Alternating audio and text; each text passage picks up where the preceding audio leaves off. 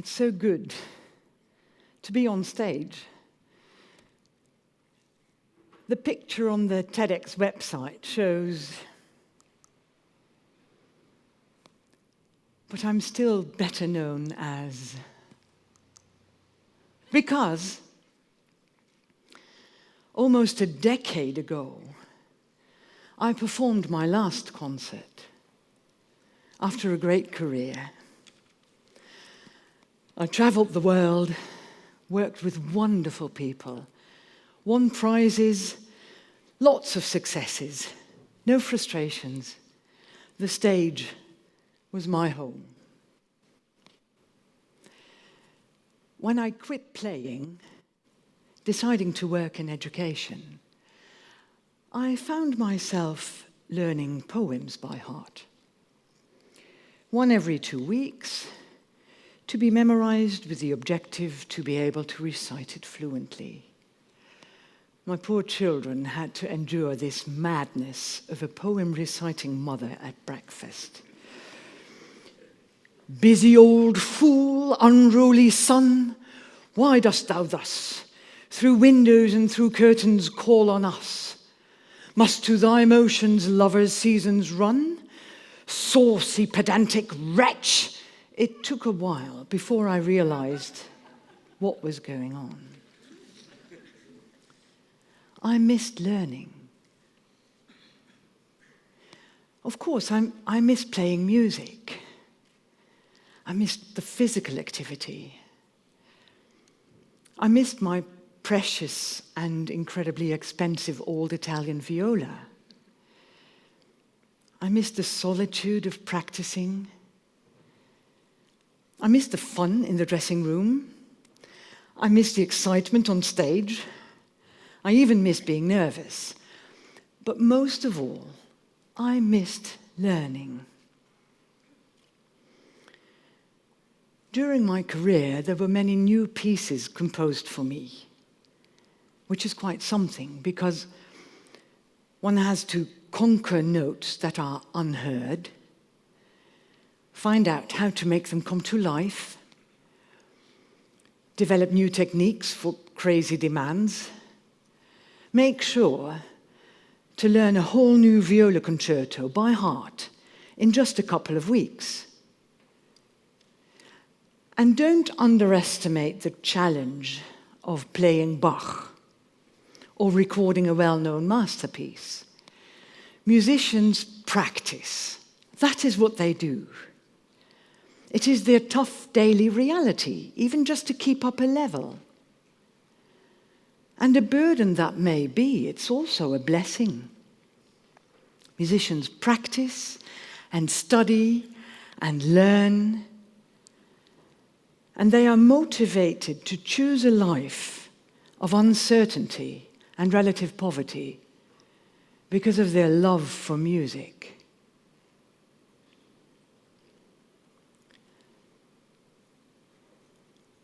When my daughter died, the concert I was supposed to play that same evening was cancelled. But in less than a week, I was back on stage to earn money for my family. And because music is the language to speak about the pain and the joy of life. On happy occasions, in our deepest sorrow, music is there.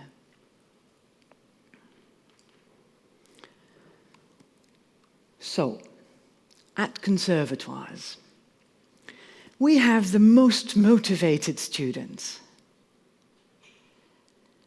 Then how come they miss classes, are underprepared, or act hard to get? Why are they so passive? There is a claim to blame the teachers in our sector. You know, these famous men, gods of the violin, who make their students tremble, and with whom nobody dares disagree or speak up to, or even speak to. While it is true that in the world of classical music, hierarchy is all around. Our profession is demanding and personal. And hey, students have full and fixed study programs, no choice options, nor a say in assessment situations. How could they not be passive? We put them in a system of uniformity and control. How could that not kill their motivation? And what are we afraid of? As soon as we trust our students in their urge to grow, when we let go of fake control and instead dare to be with them, when we are generous enough to hope they will become better than us and different, they step forward as incredibly motivated, active learners. Let's trust students and celebrate learning, thus taking the next step to student-led education. A couple of years ago, there was a piece to be studied and performed by a group of string instrument students. And I asked the teacher, a fantastic violinist, to coach them from within the ensemble. He did not like the idea of performing together with his students at all. Whether it was hierarchy or insecurity, I don't know. But after a while, he agreed to play with them, but not first violin, the most important part, but fourth violin, a middle voice. It was miraculous. During the rehearsals, they worked in a collegial, professional way, and the teacher showed them trust by taking the risk of being on stage together, which inspired astonishing motivation to excel in the performances, without fear. Some time ago, I organized a project in which teachers and students worked together on creating lieder, theatrical songs, to be performed in a large church. Students being in the lead, teachers merely sharing their expertise, the students immediately started to experiment. Singers composed, composers played the organ, pianists wrote texts. They pushed themselves and each other. They were motivated to the bone. And they performed their daring compositions with rock-solid conviction. All this originated from a radical decision. We did not describe learning outcomes for the project, nor did we define which criteria would make a song good or, God forbid, sufficient. Freedom and trust led to optimal quality learning and a lot of joy on stage. Another example, in music auditions, you can imagine how frightening it is to sing your heart out and be judged. A couple of years ago, I started inviting students to sit in when the teachers discussed and graded their performances. There were teachers who were anxious, but that way I cannot say it sucked.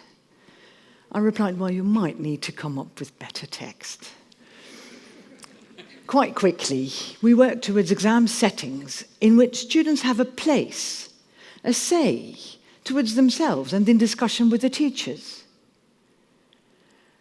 Their sincerity about what they strive for and struggle with, their very clear and helpful comments, supportive and sharp, assessment at its best, nothing to be afraid of.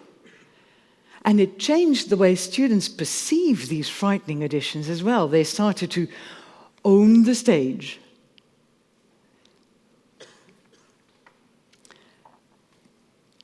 As a parent, one knows that the only rule is to really see your child, to extend trust, and to play, work, and live together, to truly be with them.